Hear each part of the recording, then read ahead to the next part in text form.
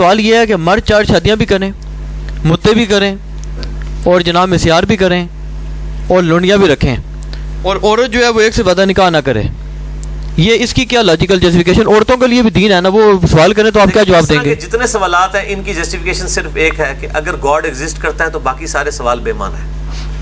اگر گاڈ کو مانا تو اس سے بھی بڑا سوال یہ ہے، یہ تو بہت چھوٹا سوال ہے، اس سے بڑا سوال یہ ہے کہ اللہ تعالیٰ نے میری مرضی کے بغیر مجھے پیدا کیا ہے۔ نہیں یہ تو دیکھیں نا، یہ تو وہ ٹھیک ہے آپ کی بات، لیکن میں اس کا رونا شروع کر دوں بیٹھ کے؟ پڑھی لکھی عورتیں تو سوال کریں گی، اور نہیں سوال کریں گی تو ہم ان کو یہ جواب دیں گے کہ آپ پہلے جیسے گاندھی صاحب سے کرتے اللہ نے آپ کو مرد کیوں نہیں بنایا، عورت بنا دیا ہے؟ پہلے اس کے اوپر رونا روئیں کہ آپ بھی ایک جلاد قسم کی مرد ہوتی اور آپ کے نیچے عورتیں ہوتی، اس کے اوپر رونا روئیں اور روتے رہے اس کے اوپر۔ اللہ کے بندو، ہمیں ایک بندے نے دھکا دے کے سمندر میں پھینک دیا ہے، اور ایک آپ کا خیر خواہ سمندر کے کنارے کہہ رہا ہے کہ ہاتھ پاؤں مارو بچ جاؤ گے ورنہ ڈوب جاؤ گے۔ آپ کہ نہیں منو دسو منو تکا کی نہیں دیتا ہے، میں ہاتھ پیر نہیں مار رہے جو کہ منو تکا دینے لیتا نہیں پتا، تو اب یہ کہے گا اپنی جان بچاؤ، اس وقت تو ہاتھ پاؤں مار کے بچ جاؤ، بعد میں دیکھ لیں گے کس نے دھکا دیا۔ اسی طریقے سے خدا نے ہماری مرضی کے بغیر ہمیں ان آزمائشوں میں ڈالا، یہ شریعت کی پابندیاں ڈالی، کیوں ڈالی؟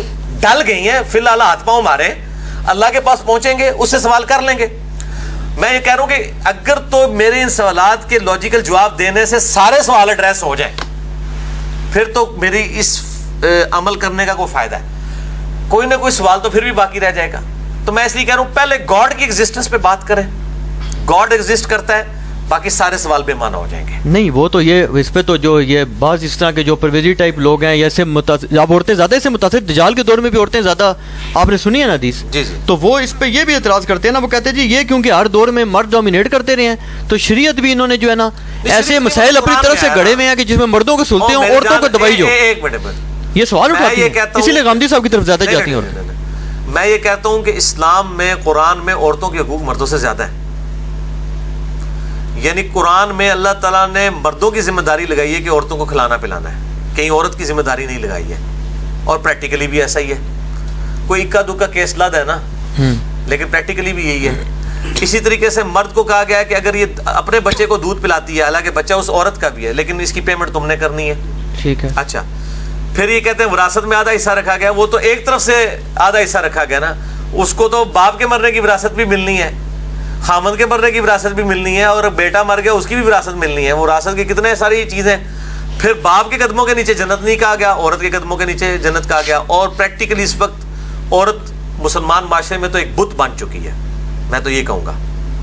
یعنی گاڑیوں کے پیچھے لکھا ہوتا ہے ماں کی دعا جنت کی ہوا، باپ کی دعا جنت کی ہوا نہیں لکھا ہوتا، اور لکھا ہوتا ہے میری ماں کی دعاؤں سے، کہیں نہیں لکھا ہوتا ہذا من فضل ربی، بہت کم لوگوں نے لکھا ہوتا ہے مرشد کی نگاہ ماں باپ کی دعا، یہ لکھا ہوتا ہے۔ اللہ نے وچوں کٹا ہوتا انہوں نے مرشد کی نگاہ اور ماں باپ کی دعا، تو پریکٹیکلی ماں اور ماں کے اوپر منقبتیں پڑھ پڑھ کے بیسیکلی ماں کو گاڈ کے مقابلے پہ کھڑا کر دیا انہوں نے اس وقت پریکٹیکلی۔ نہیں وہ تو کہتے بھی ہیں نا کہ ماں جو ہے خدا کا روپ ہے، یہ کئی لوگ کہتے بھی ہیں، کہتے بھی غلط کہتے ہیں، غلط کہتے ہیں۔ جی جی غلط کہتے ہیں۔ ماں کا روپ کیوں ہے؟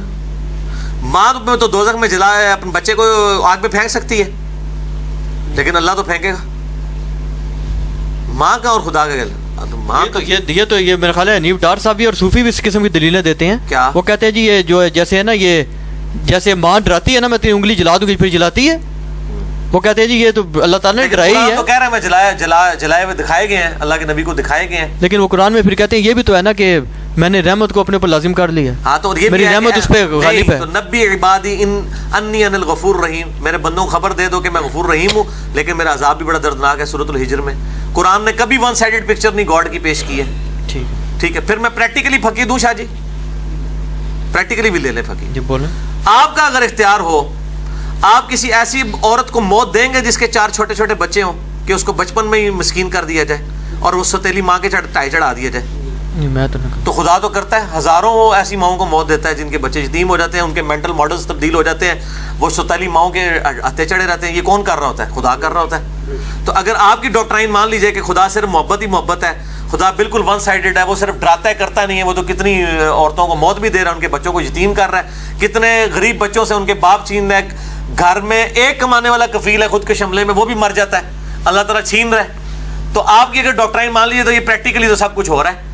بھائی خدا تو بے پرواہ ہے، اس نے دنیا آزمائی۔ یہ گاندھی صاحب ایک بڑی پیاری بات کرتے تھے جب ہود بھائی نے ان سے اعتراض کیا کہ دنیا میں معذور بچے کیوں پیدا ہو رہے ہیں اور لوگوں کے ساتھ یہ کچھ ہو رہا ہے، ظلم ہو رہا ہے، تو غامدی صاحب نے کہا کہ اگر صرف دنیا کی زندگی سب کچھ ہوتی نا پھر آپ کا اعتراض بالکل ٹھیک تھا، لیکن اگر دنیا کی زندگی کے بعد کوئی اور زندگی بھی آنی ہے اور اس کے کمپیریزن میں پلس مائنس کر کے الٹیمیٹلی فیصلہ ہونا ہے، پھر آپ کا اعتراض غلط ہے۔